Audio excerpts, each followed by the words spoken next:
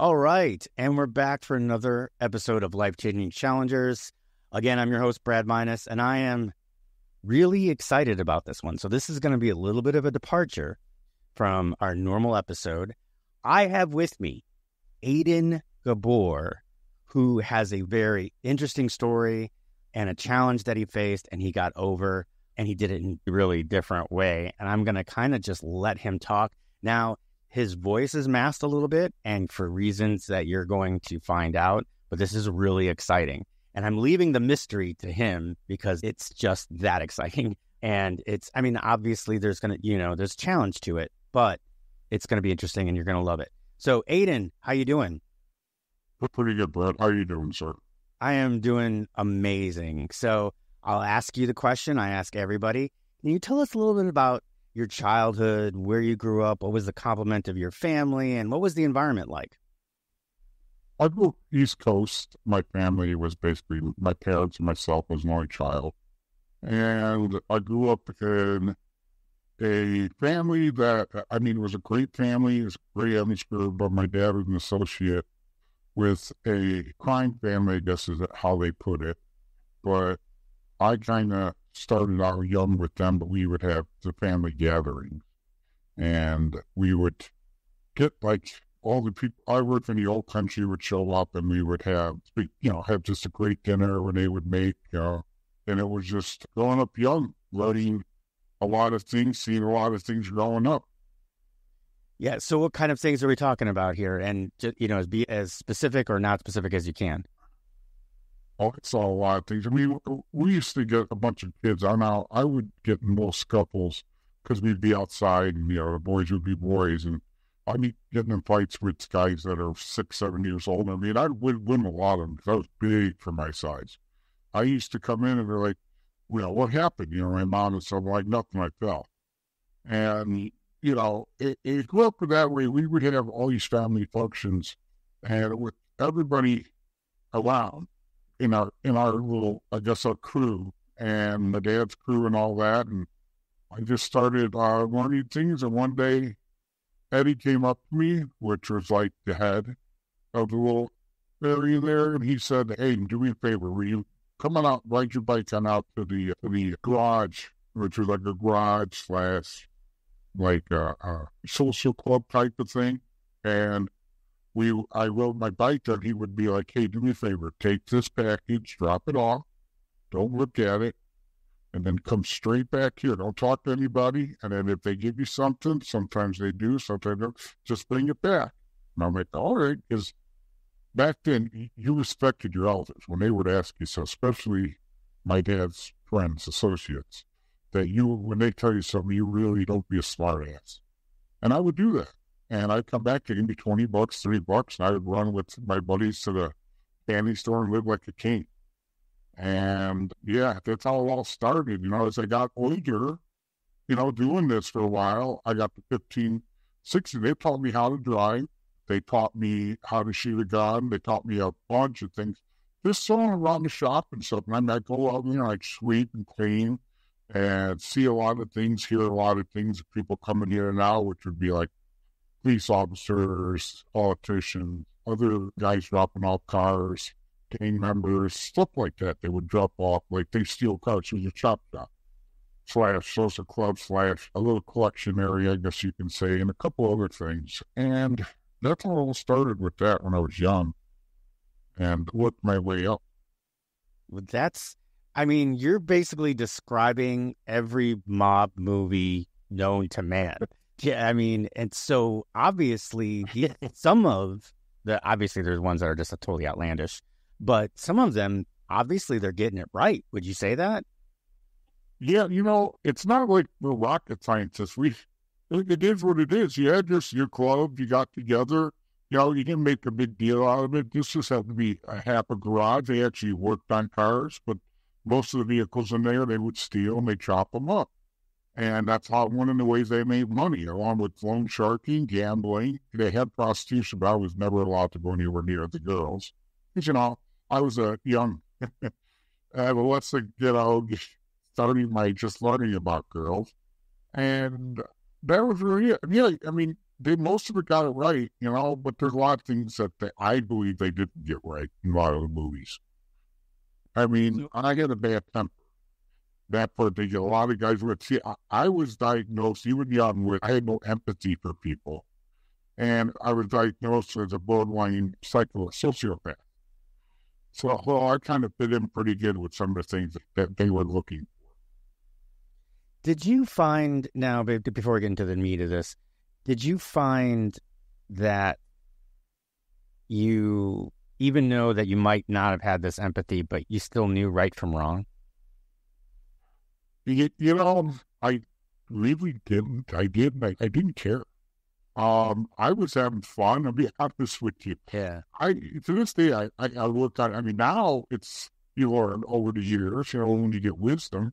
But I really, back then, like I said, I was never afraid to die. I'm still not afraid, but it's more of a, how do you say? I'd laugh. It sucks to be them type of attitude. It is what it is. Man, that's gotta hurt. I'm glad it's hurting them. Stuff like that. Yeah, I like nowadays we watch anything that has any blood or gore, which my wife doesn't like to, because I laugh at it. So someone's head or leg snapping out and all that, someone getting hit by, I laugh. I think it's the funniest thing. And I'm working on that every day. Now, for some reason, I just find it amusing. And I don't know why. It's never been anything. My mom, when I was younger, used to be a little concerned, but, I was a mama's boy like every guy I think is. And my father was an associate. I mean, he wasn't a major associate, but he was always on the road working too with his other job. But these guys accepted me. I think they saw it because I didn't care. I would go out and do what was needed to get done. It didn't matter what it was. Pure loyalty. Yeah, it is. You grew up with respect and loyalty to families. They became my family because I didn't have any brothers or sisters. My father really wasn't around. My mom was, and I would see these guys every day, and we had family together, and that was my family. Interesting.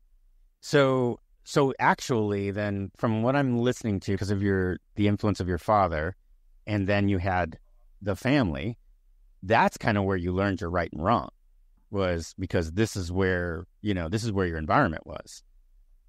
Would you agree with that? Yeah, I would. I would agree. There wasn't wrong. I mean, they would tell you, you don't talk against anybody. Don't do this. Because if you get in trouble, you take it. I'm going to say this to this day. Like I said, but I've had several attempts in my life. And, I mean, it almost got me once, really bad. But all I got to say is I never said anything against the crew I worked with or anybody with the band. I never said a word. When I was told, I told them to get out. That was not what my conflicting loyalties was partly there, but I never went against them. It was my second part of my life that it became an issue when I started getting alcoholism and stuff.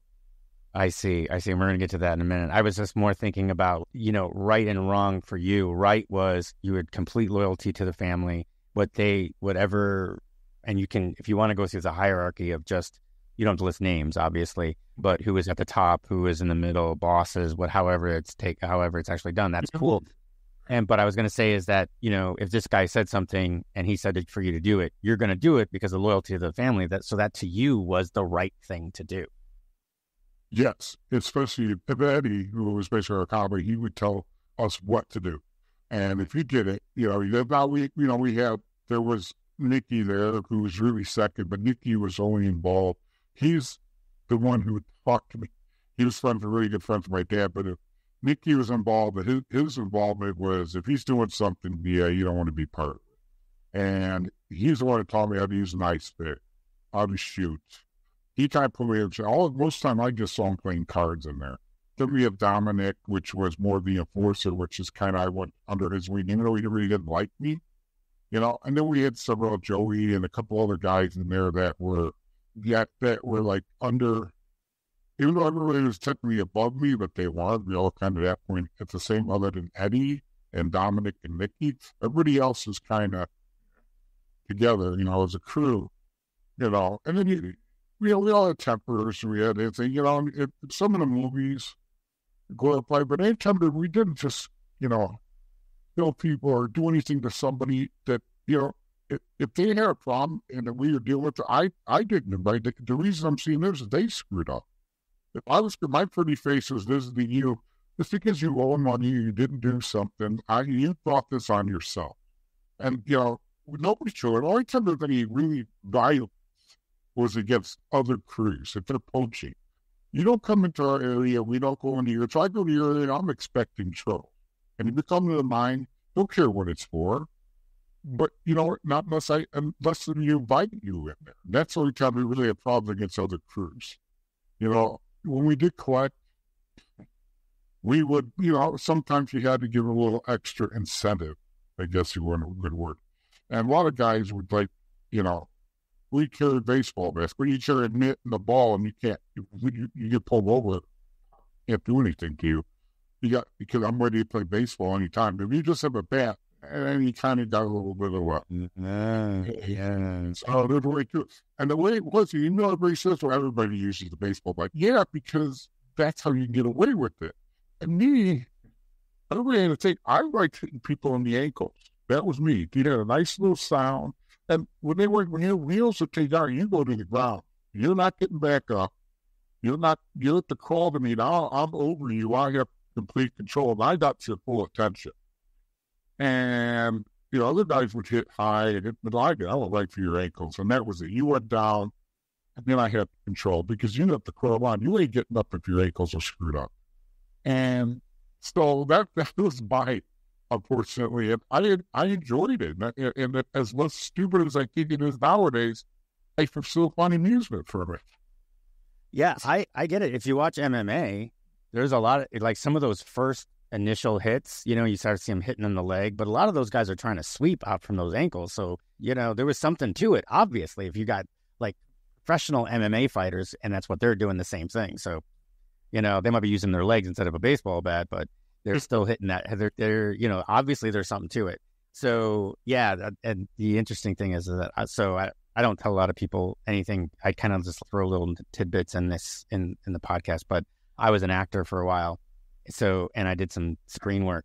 So I kind of laugh at people getting shot and beat up in movies as well, because I know how they put the makeup on and I know how they CG everything together and I know how that's all done. So I kind of laugh too. So, but I'm coming from the other end, but it's an interesting that you say that. What I find really fascinating right now, what I find is hilarious is, have you seen this series called The Boys on Amazon? No, I have not. Okay, if you get a chance, I want to see something really gory.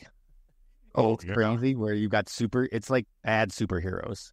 So they're like pulling arms out of sockets and pulling heads off and lasering with their eyes, like their faces in half. If you really want to find something really entertaining, that's it. That's something to watch. But anyway, let's move on. So I'll look into that. Me, I could say I like World War II documentaries. That's what I watch, because I don't watch the news because the world pisses me off.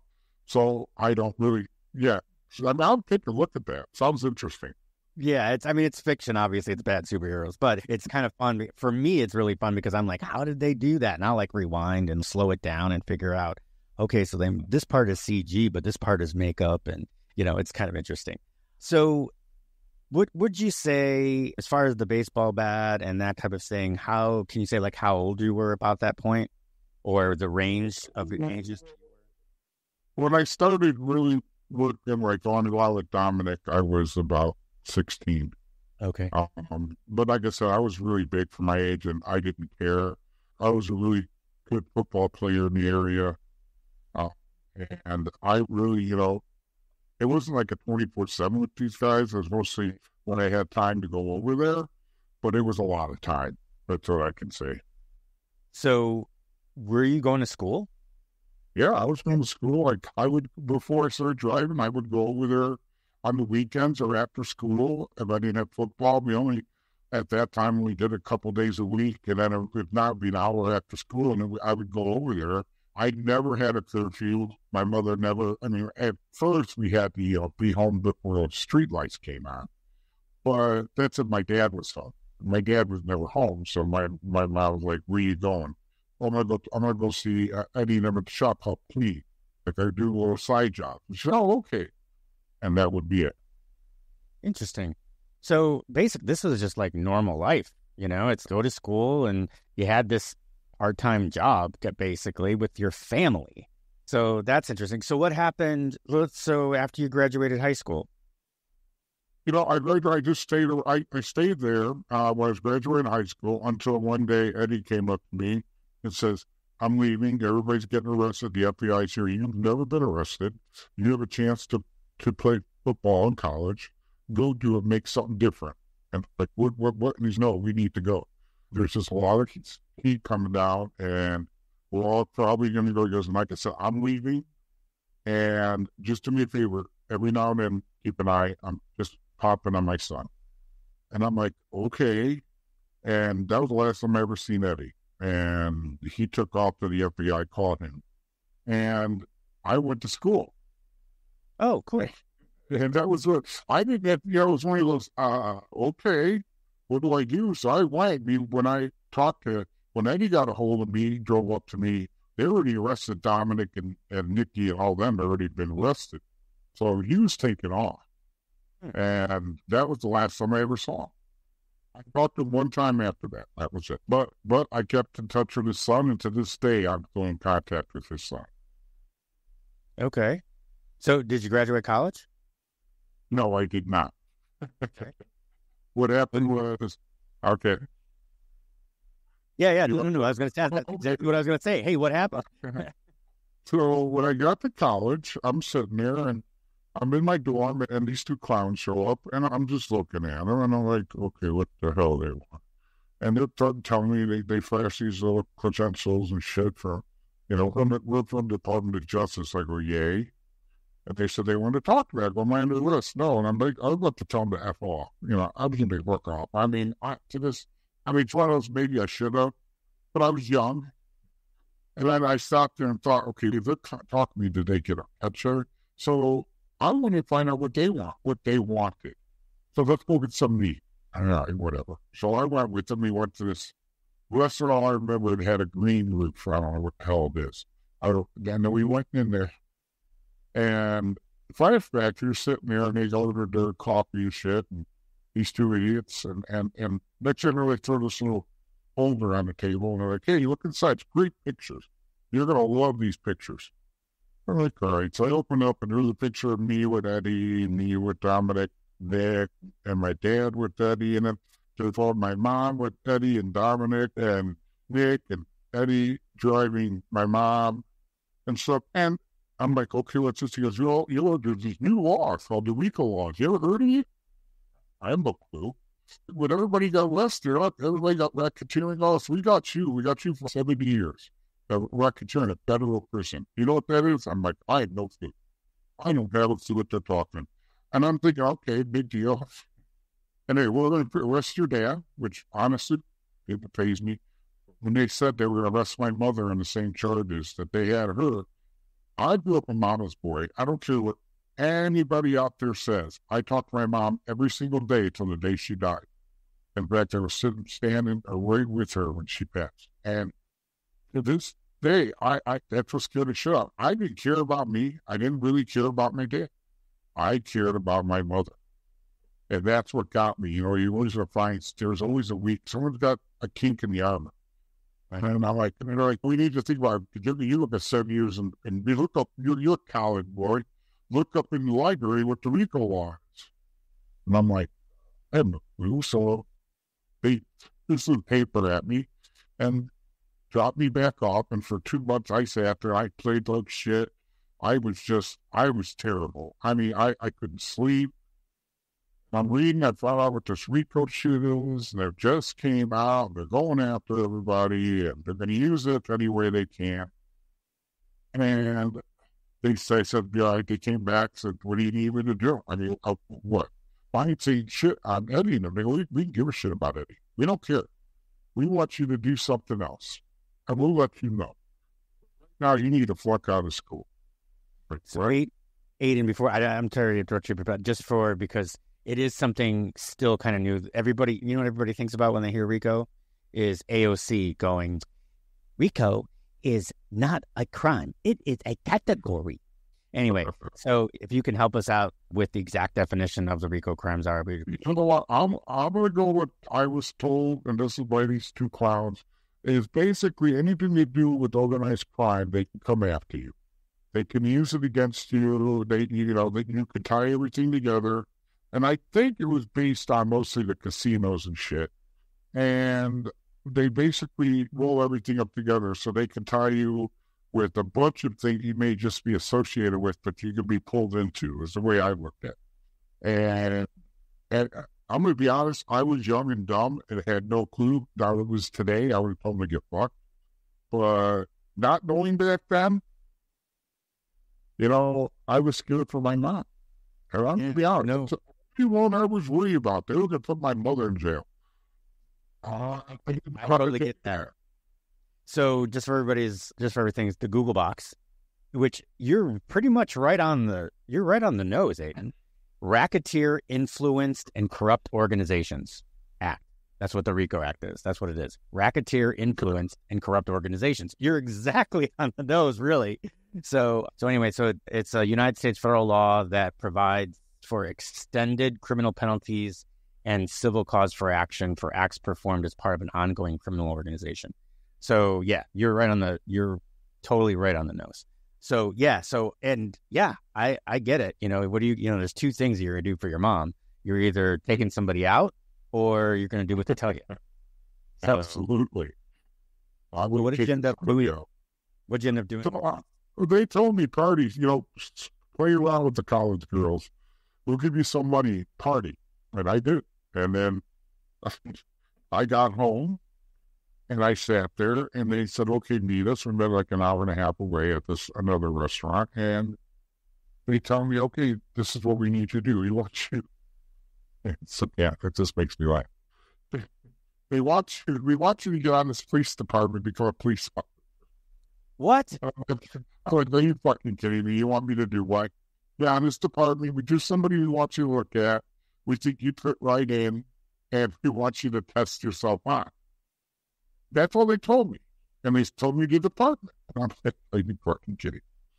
So they want you to flunk out of college to go and be a cop? Yeah. So I went and told my parents, I'm not going back to school. And they're like, my dad's losing it. Why not? And like, the school's out for me. I want to be a cop. Well, that was the best. My mom's just left the kitchen. My dad just looked at me, you be a fucking flatfoot? Are you fucking kidding me? You're disgraceful. Get the fuck out of my case. And I just talked to my dad for 10 years after that. My mother was all, okay, this is what you want, Aiden. Okay. I'll support you. I know your dad's, you'll get over it. Yeah. To this day, I still think that's one of the reasons my parents got the divorce. But my God, it's so they told me to get out of this department. I tested and got on, and back then it wasn't that hard. But I thought to myself, nobody said anything to me. I tested, I got out of it. Nobody asked any stupid question. I went through the interviews. They really didn't ask because I was never arrested anywhere there. So nobody said anything. And yeah, I got on, and they basically, when I got on, they told me they want me to get close to this officer. His name was Terry. That they believe he was doing hits on the side, and I'm just like, seriously, is this what you want me there for? Yeah, you know what? Something like you'll fit right in. So everybody, you ever met anybody most abrasive personality you ever met? Just the biggest ass, and you just thought, what a dick. Yeah, that was him. And everybody's, so I started talking to him, and they're like, why the fuck are you talking to him? He's a jackass. He has no friends. But yeah, he's not a bad guy. So several months, 8-9 months later, we started going out and drinking, and this all led to me becoming an alcoholic when I started going out drinking with this clown. Yeah, after several months of drinking and getting to know him, I basically, he just kind of came out and said, I know you. And I'm looking at him, I don't know you. I've never met you before. No, I know, I've seen you before. Okay, yeah, at the department. He goes, no, you ran with Eddie. I'm like, okay, that's right. I was a kid. He's like, well, you did that one. They always do something like that. I'm looking with a crew out here right now. And I'm like, man, you need to shut up about this shit. Just shut the fuck up. And he's drinking and he's drinking more. I've done a couple of hits for these guys. And I'm just thinking to myself, why? And then he says, I know you understand what I'm talking about, how it is working with a crew. And I just, we didn't even went out, his wife came out, and a couple of times she got drunk and she started crying and told him, I can't take it anymore. And I'm like, you need to shut up. We went back to their place, and this is where she's losing it. He went in the bathroom, kind of passed out. And I'm telling you, you just need to shut the F up about it. You need to keep this up. Oh, I can't. I'm losing it. I just can't take it anymore. He's done so many bad things. He told me what you did as a youth, you understand, but he's done it, and he's supposed to not be doing it. Well, look, I went and met these two jackasses, and I told him, hey, you need, the wife's going to talk. You can pump her. I mean, even though your husband can't go away, does she come see you? Yes, she can. And they end up giving them everything. All they wanted from me, and I go, okay, now when I was told when I started that I was going in as an informant, not undercover. So if something goes wrong, there's no one going to be there to back you up. And if something goes wrong, but you're on your own. And I'm like, okay, so you need me to testify? They go, no, that's not why you're there. We just want the information to get them to get the arrests. We want you to get information. If you testify, you're one and done. You're no use to us that way. We have other plans for you. So after they start arresting him, everybody's calling to, hey, did you hear your buddy got arrested? I'm like, what? Yeah, they came arrested Terry. You need to, what are you doing? And at that time, a couple other officers, resigned, left the department. So I resigned. So it didn't look like anything out of the ordinary. It was like rats leaving the ship. So I left, and I told them, okay, I left because we do. Then they look at me and they tell me, we want to get in the department in the town I grew up in. Well, Eddie and them ran. I'm like, you guys are assholes. I mean, such a humor, funny. Assholes, yes, too. And that's what they wanted, to say, get on the department. Again, get on. And when I went there, the mayor and all them I used to bring stuff to and take money from or whatever they bring in, he looked at me and said, Aiden, yeah? I mean, yes, sir. We hire you. You're gonna tell the line, do what you're told. I'm like, yes, sir, whatever you need. I had the commissioner and the mayor there. He's okay, so how you do? You do whatever needs to get done, whatever we tell you to do. I'll do whatever you need. I will toe the line. That's what we need. Yes, sir. I got out. And that's where they wanted me. I ended up in my career there, taking several police officers, commissioner, mayor, several other politicians with them to prison because of stuff like that. So when they told you to toe the line, I just want to double check because obviously, as you had mentioned before, when you were in the club, the commissioner, the mayor, those people would frequent this club. So they know exactly who you are. So when you said toe the line, did they mean toe the line, law and order? Or did they mean toe the line, you're going to do what they tell you? In other words, kind of go into more of the criminal aspect. Mine just says, yeah, that's what they meant. To do what you're going to be told. Now, when you say club, it wasn't a club per se. It was like a social club. People would come in, nobody really knew it. They wouldn't go there to socialize. They were there to drop off stuff. But most of the time, I would take stuff to them and pick it up at different locations, or to, when I was younger, to their businesses. But as far as, that's what I got out of it, that I was going to do what I was told. And that's where it all started, because I was told I can't talk about this. I got married at that time, couldn't talk to my ex about it, couldn't talk to anybody. And it was eating me up. And when I started Terry, I started drinking. And I just became I don't know if you know the term, gulper.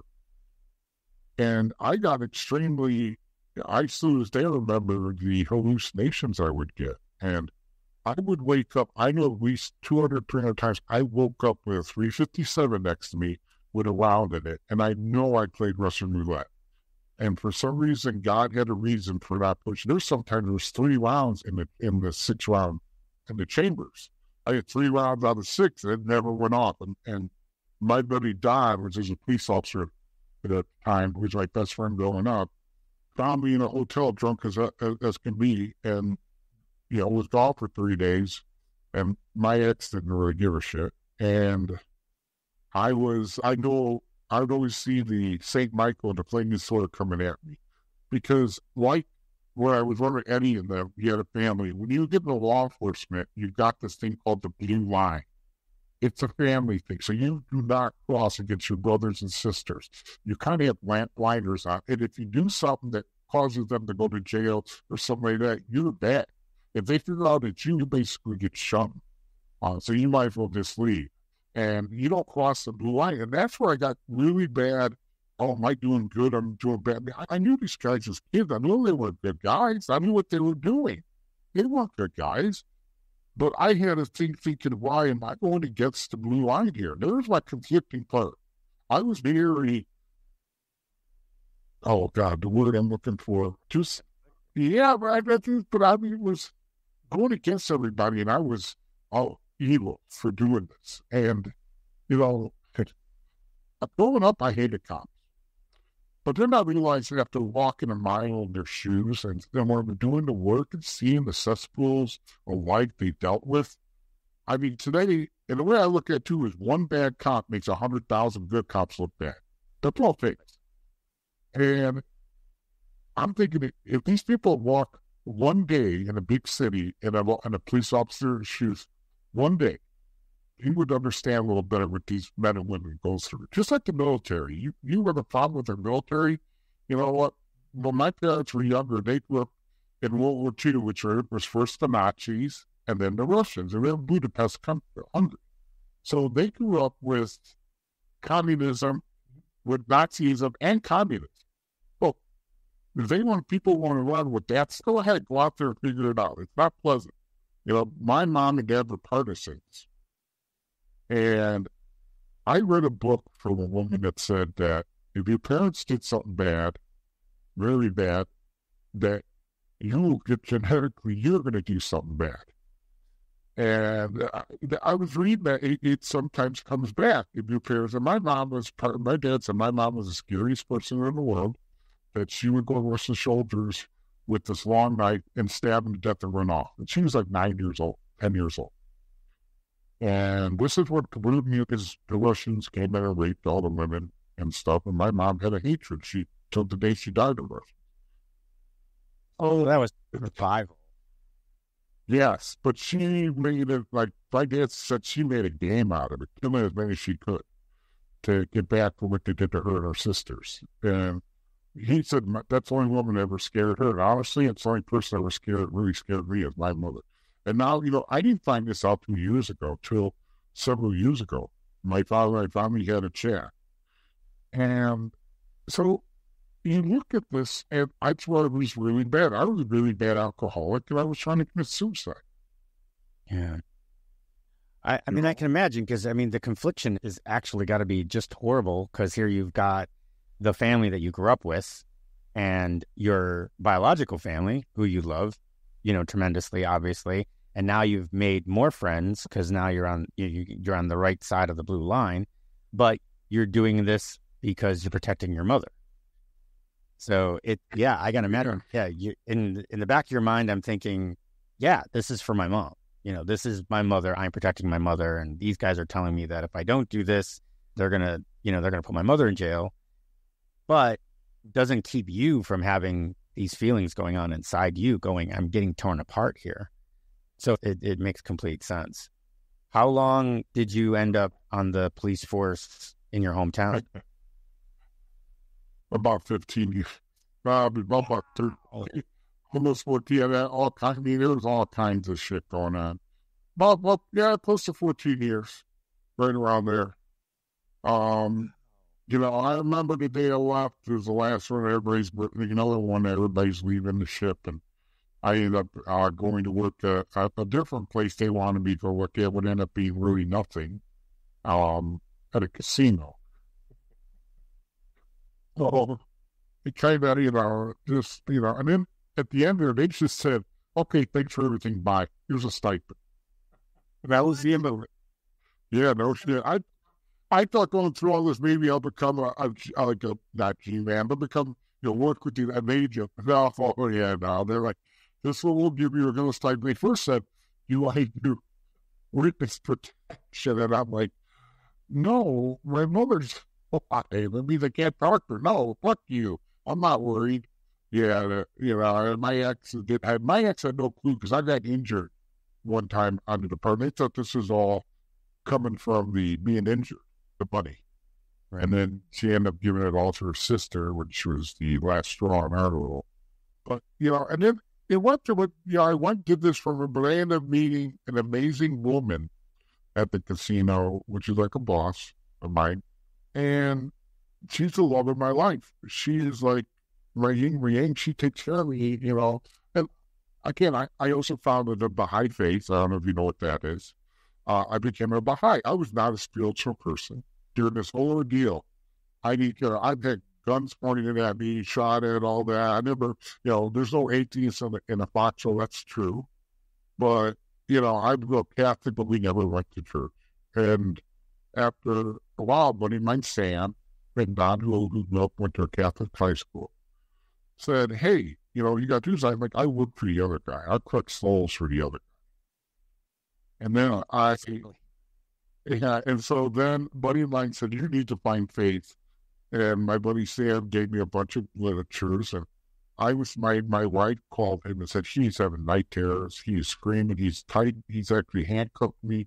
He's punched the wall. He's going after things. It's getting bad. So the book was not going to be a book. I didn't want to do it. But Sam said, this therapy, you need to do it. You need to do this. For therapy. Let's start out therapy. And then we talked about, he knows about 80% of what I did. My wife knows about 90. And my buddy Don knows about 90. And I became a Baha'i. And I don't know if you understand. Somebody not being spiritual all of a sudden becomes spiritual. I felt different. And I didn't like the feeling. I do running classes a couple days a week. Nice.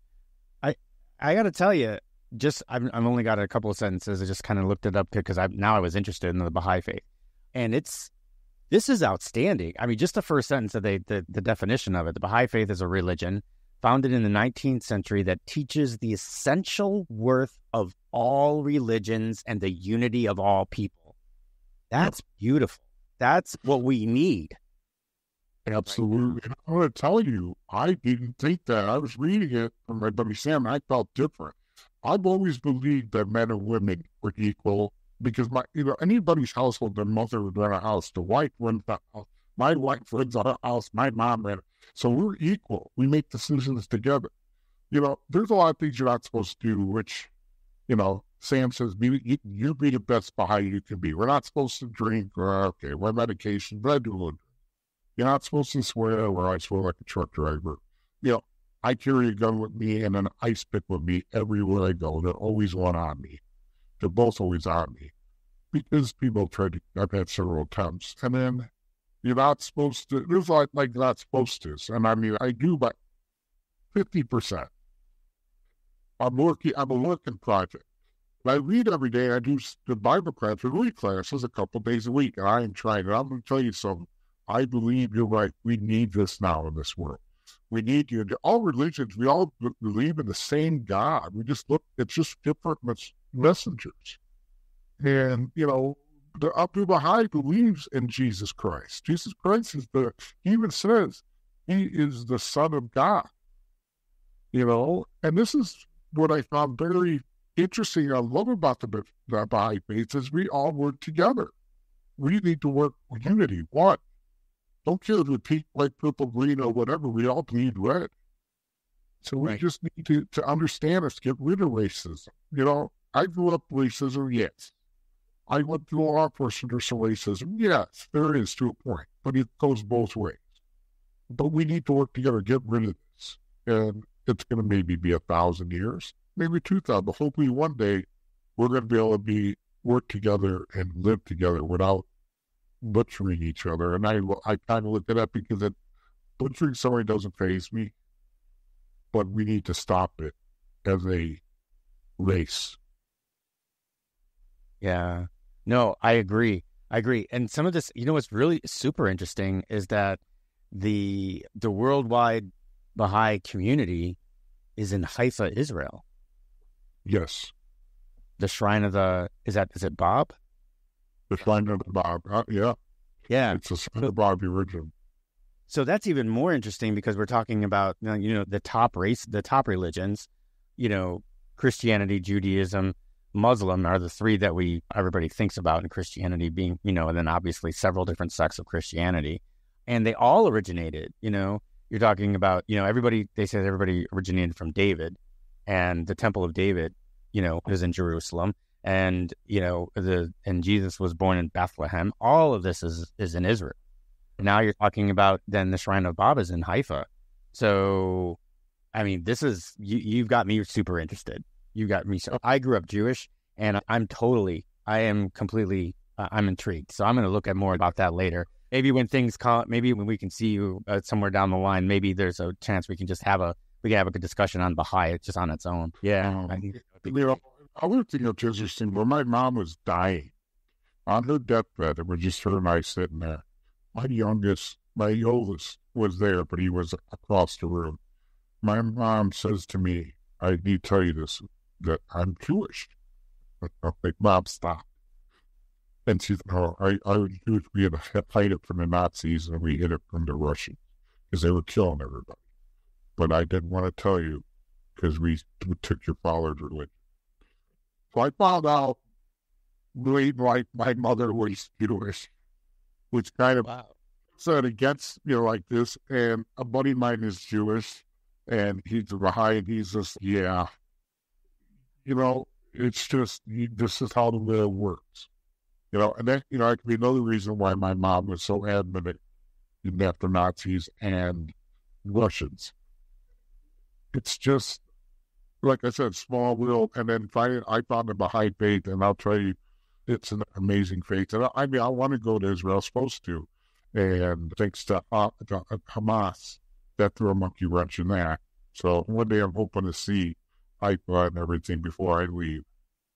Yeah, no, this totally, this can, at least these first few, I don't know about anything about the teachings, but this few little paragraphs that I've written actually conforms into Judaism as well, because we actually teach a tolerance and an acceptance of all religions. It's been taught that way. And, no matter what, which is why, without getting too political, Israel, everybody keeps going on and saying, Israel is evil in this whole deal, but they're not. There's no other religion there's no other religion or countries in the world that have ever sat there and sent out millions of text messages and papered propaganda to a place before they decided to bomb it. You know what I mean? There's no one's ever done that. So that kind of throws all that stuff out the window, even though people keep bringing it up. That being said, it just shows that but that's, all of the different agreements and treaties that we tried to do with Palestine goes right with the Baha'i faith, because they really were trying to include them. Mm-hmm. I think this was just the last straw. This was just like, okay, listen, we've tolerated this for over 100 years, for hundreds of years. We're done, and that was just the last straw. Yeah, you can't stop terrorism unless you completely get rid of it. You got to completely destroy it.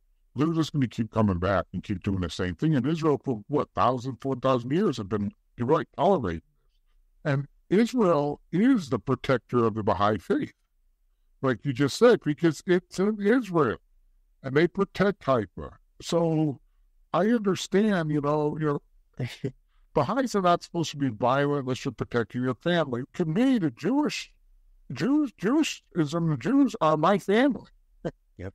I don't have a problem, taking out Hamas, because Hamas is an evil organization. They do need to be eradicated. And unless it's never going to stop, it's just going to wait another 15, 20 years, and it'll do the same thing. And the way they went about doing it, what they did to those women and children and people out there, it's just, I'm sorry, I'm even disgusted by that shit. That's bullshit. They need to pay for it, and I don't care what it takes. And these college students that are just, because and everybody knows, it's Iran with their, and paying for all this, because they all have the same mantra, the same exact thing at every camp is what's the odds? And, I've seen it. I've got into it with a couple of, I'm asking, really, do you even know what a Jewish person is? You know what? Yeah, they're just evil. Really? Why? Because they're connecting Hamas. Hamas, although they're really great. They love gays, all of them. Yeah, let's see, send a couple over, see how they do. Right, right. That's the biggest joke of them all, the queers for Palestine. That's the biggest joke. I can show you, there's some man on the street videos of them going into the West Bank. These YouTubers that do man on the street. And they walked into the West Bank and they said, hey, if you found out that your friend happened to be gay, what would you do? And they're like, oh, I need to report them. And what would happen to them if you reported them? They would either go to jail or they would be killed. Like it would nonchalant, like very nonchalant. Oh, they'd be put in jail or killed. That's it. Yep. No tolerance. Nothing. Nope. It's no. So, yeah. I've seen all these women out there that are so. What they treat women is an object. They're basically a cattle to them. It's property. It's not a human. A man is, but not women.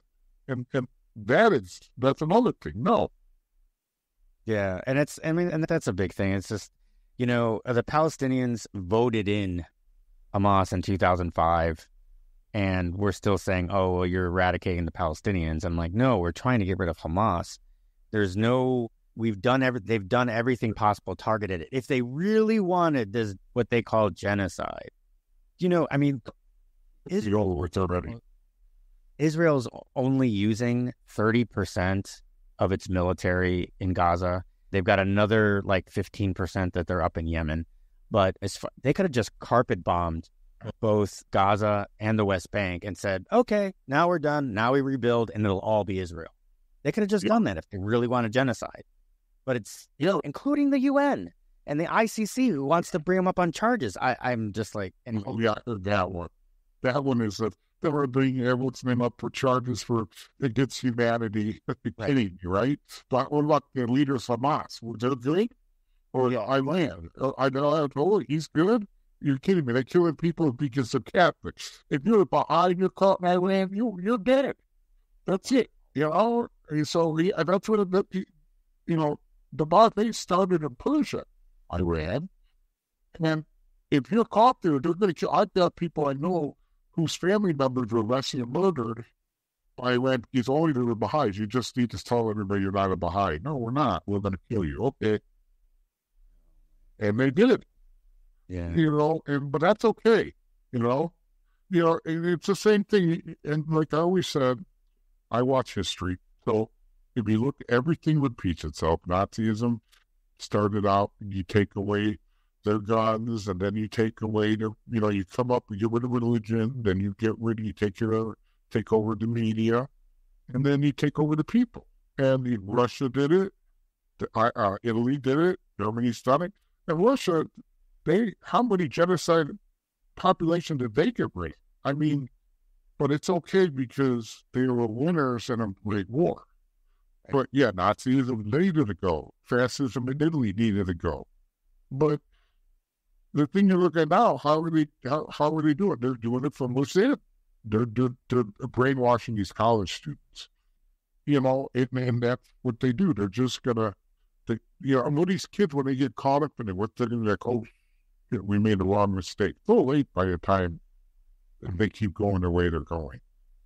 So it is an interesting subject that you brought up, is that coming at us from within. It's actually called, there's a word for it, and it came up in the 80s when we were looking at communism in Russia, ideological subversion, right? And there's 4 stages. The first step is demoralization, and it takes about 15 to 20 years. And that's been happening. You can see it, in the 50s, 60s, 70s. Yeah, okay, there was some drugs and for this, but basically we had traditional nuclear families, mom, dad, kids. They stayed together for the kids, even if they were not happy, but they stayed together for the kids to make sure that everything was about the children. Nowadays, people we have a 50% divorce rate because people don't understand that marriage is cyclical. You're not always in love with your spouse. You have these sixth signs. There's times when you're like madly in love with them, and then you love them, but maybe at the time you're not in love with them. Then you'll be in love with them again. It just kind of goes like this. But Americans, we've gotten to the point where we hit that first little lull, and it could be financial, it could be whatever, and all of a sudden it's like, oh no, screw this. I'm not happy, so therefore I need to be divorced. It's bullshit. Yeah. So that's part of the demoralization. And then of course now we've got, what is it called? OnlyFans, and like porn's run rampant and the whole bit. And now we've got the second stage, which is where I believe we are in right now. The second stage is destabilization. And that's where I think we are. Because we've got both sides. We've got the left and the right. And where I believe the right is a little bit more tolerant, the left is, the minute you believe different from them, you're not a friend. There's no healthy discourse. There's no nothing. So it's completely destabilized. Then, of course, stage 3 is crisis, which I think we're walking into. And then stage 4 is normalization, meaning that everything that we just went through just becomes normal. And it's just part of life, which is wrong. So I believe we're kind of going through that. I don't know who started it. The other thing that I wanted to mention was, just because we're on this topic, and then we can come out of it and kind of like wrap things up. But do you know when the first protest was after October 7th? Do you know when the first one was? I don't know, probably January? No, the first protest was actually, interesting enough, October 9th. Do you know when the first actual bombing was from Israel? I'm going to say it's a couple weeks later, right? No, October 10th. Oh, okay.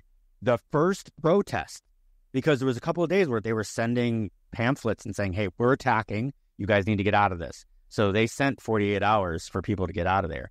So that was October 8th. October 9th, there was a protest. They didn't bomb until October 10th. How did they freaking get a protest organized so fast and before Israel took one action? That's amazing. I didn't even know that. It's all planned. You're right. It is all planned. And that's how they get you from within. Right. Exactly. That's Iran.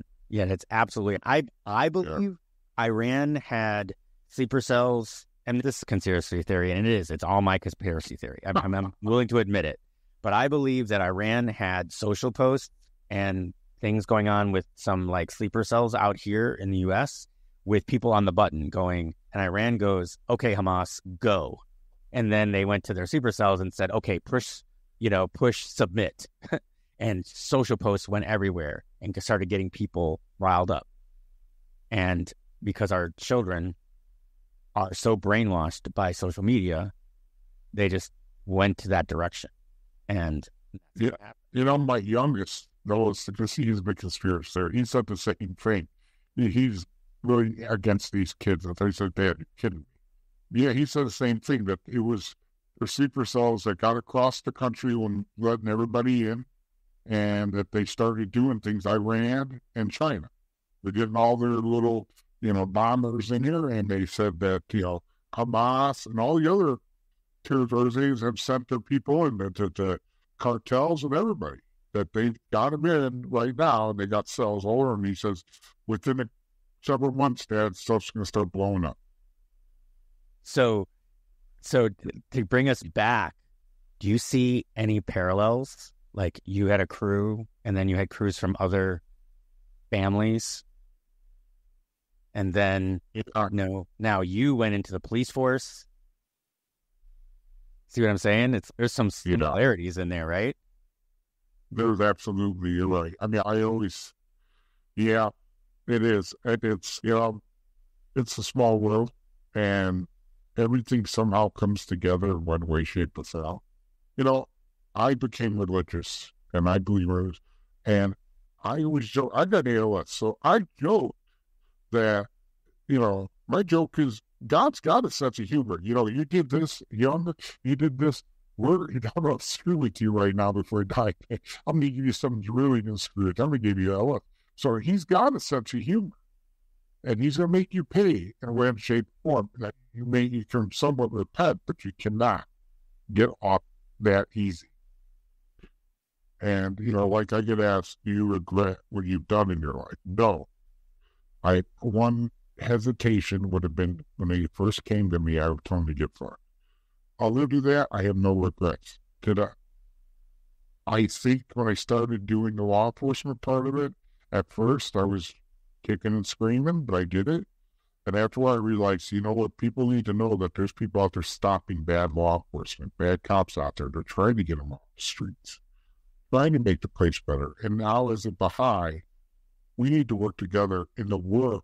Do I believe as a Baha'i that Hamas needs to be eradicated? Yes, I do, for what they've done. They're never going to stop. You have to stop evil, and by somewhat being evil, unfortunately. And that's the only way it's going to happen, working together. And eventually, after all this is said and done, maybe we can work together and make the world a better place, politics aside. That's the nerve of me between someone who wants to be powerful in religion and somebody who wants to be powerful in politics. And you're always going to have that one person, Hitler, Stalin, who wants to take over the world. And unfortunately, that's in our DNA. One day we got to somehow get that out of our DNA.